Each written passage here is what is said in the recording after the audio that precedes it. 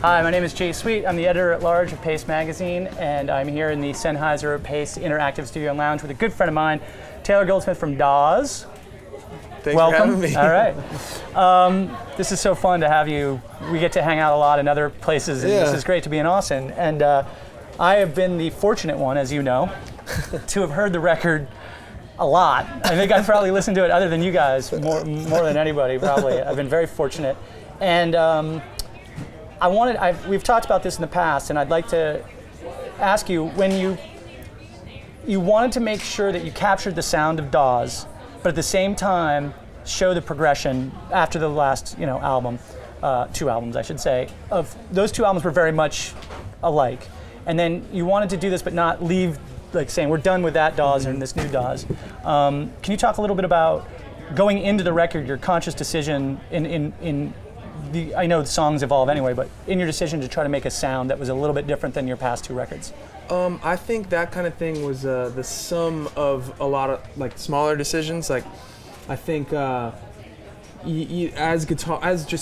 players, we want to go at it and just kind of stretch our own vocabularies. I think like with songs on our first 2 records, there was a lot of approaches where strumming through this works, so let's just go with it. Whereas now it was like, well, that works, but I wonder if there's a way to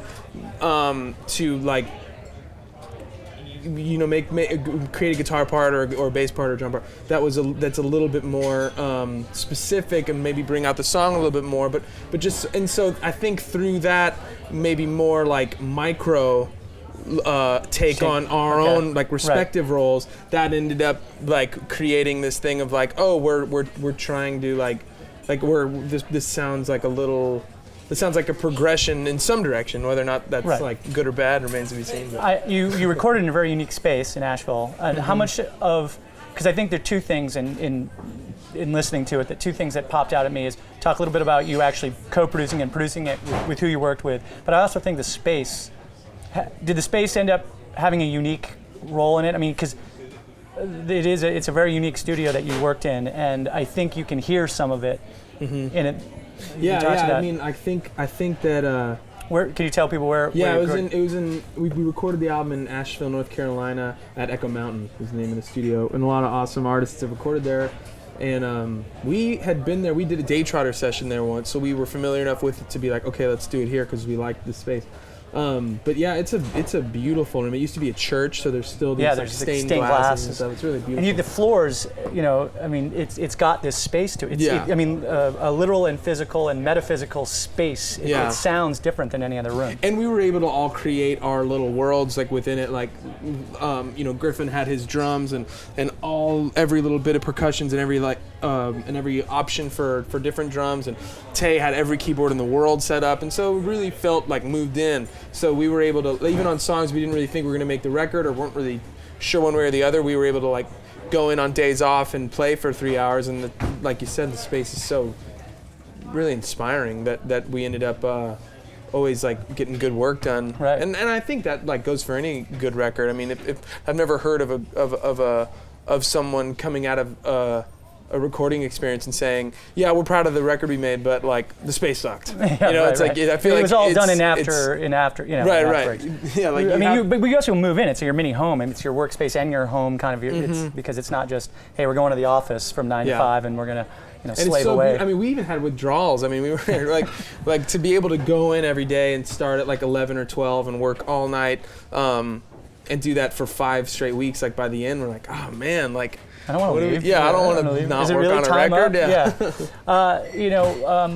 The interesting thing about, I think, the record is it is a launching pad to where you aren't going to get pigeonholed so much as saying it's Laurel Canyon 70s sound, which I think we talked about is something that it's not as if you don't embrace that, meaning that is some of what you are. But I definitely think that on this record you really took a little sharper turns or some bigger leaps.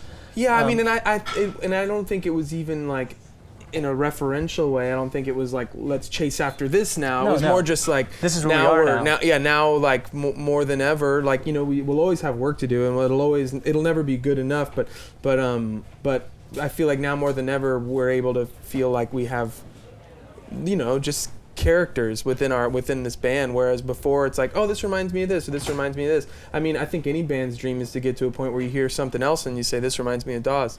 So I mean, and the interesting thing though is which I liked, is that you actually didn't just go in with a bunch of demos and do that. You had actually roughed out some of the songs. I mean, I'd heard some of the songs played live before you even got, I mean, months before you got into the studio. Yeah. So you actually had tried out some of these songs in a live setting to work them out a little bit. So then that must have been I mean, was that something you guys usually do? Or well, we did it a lot with with the album before, with Nothing Is Wrong. I think, like, I remember once we finished the album, someone had kind of pointed out on YouTube that, like, the whole album was already released, available. you can go hear it. You know, like, just this in, live versions. Clip. Yeah.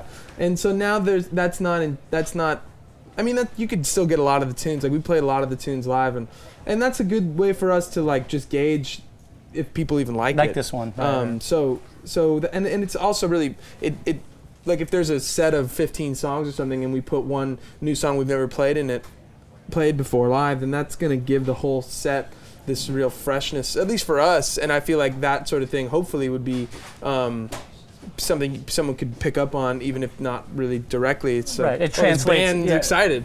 Right. So that's like why we like to do that. Is there one song on the album that you in particular were saying it might be the stepchild, the one that's not quite fitting, but we just love it so much? Or was it, I mean, I guess I rephrase the question, were there some things that didn't get on the album? I mean, did you go in and say, okay, we want 14 songs and we only have 15 and we're going to drop one, or was it like, oh, we have 20 songs and now the culling process is going to be really difficult? Yeah, I've never been the kind of writer to, like, have, like, if I had 30 songs, Connor, I'm like, sweet, I got 3 records. Because I don't finish that many songs. Right. I feel like I can start to pick up on something that's not really inspiring me pretty early on in the song, and it happens very often. So, like, I mean, like, you know, no one's infallible. So it's like I'm like, this is no good, so I'll stop. And then when there's something that I can get behind, then I'll finish it. So we went in with like 13 tunes, and then we didn't keep one of them. So and even having a 12-song record was more than we thought. We thought it'd be 10 or 11. Or even less, maybe even 9. But yeah, it ended up being 12, and one song is kind of like, it bookends the record, which is cool. Yeah. And it's funny because it actually doesn't seem just like a coda, like a fade out. It's actually a different, all new words. It's all new, right? It's definitely. Also, of course, as you know, I'm a little biased to one of a favorite track, which is actually a cover, which is funny. Could you talk a little bit about that? Yeah. Well, Blake Mills, my best friend in the world, and maybe my favorite songwriter, that's in the game. I mean, he's such an incredible songwriter, and he made this record Break Mirrors a couple years ago, and the song Hey Lover is on it, and he's always busy, like, producing stuff, playing guitar with other people, and then doing the Blake Mills thing, so that, like, it's almost an afterthought. Yeah, he doesn't get to go out and show everyone how good the stuff is, and even like being on tours and stuff, meeting other bands, they're like, oh my God, Blake Mills, that record is one of my favorite records. I mean, and rightfully so. It's unbelievable. And so we just thought, like, this song's so great. People haven't gotten to hear it. Like, we play it. It's the catchiest song. I mean, the funny thing is, it's like 2 chords. Yeah, and it's it can't get out of your head. Yeah, and it's so we were really thrilled to do that. I mean, we've played it before. We even did it for the Voice Project. So there's a version of us doing it out there. Yep. But yeah, so like that one, and also, like, it brings a lightness to everything else. I mean, it's a really it's a funny song. Yeah, it's very funny. I mean, it's.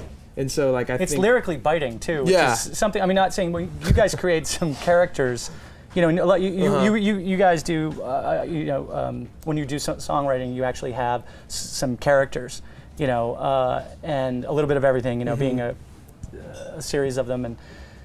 But that song, which is interesting because it's really coming from a first-person narrative, and it's pretty biting and cutting, which I thought was great for you guys to do that, because it's a catchy song. But if you listen to the lyrics, you're like, wow, that's really harsh. Yeah, it can be pretty crass in moments, and his songs, he does that so gracefully, like a lyric like copy paste Google search and send it to myself. Like, it's so like unlyrical, but at the same time, when he can somehow pull it off. Yeah, if you read that, you're like, that's the worst. That's a horrible lyric, and then you hear him sing it, and it's pretty impressive. And it's like, it's representative of like a generational thing. I mean, he really as a songwriter is able to use like a contemporary language and embrace the world he lives in, right, in a way that I feel like most guys haven't quite figured out. Well, I got one last thing to say, which is funny, is I'd like you to let people know what you've been doing as moonlighting for the last month.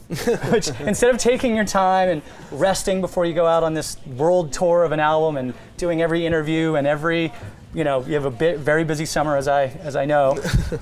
What were you doing for the last month? Well, we had a couple months off, and rather than, I mean, at first I was like, I'm gonna really embrace that. I'm really gonna take this time off because I never do that. I'm always on the run.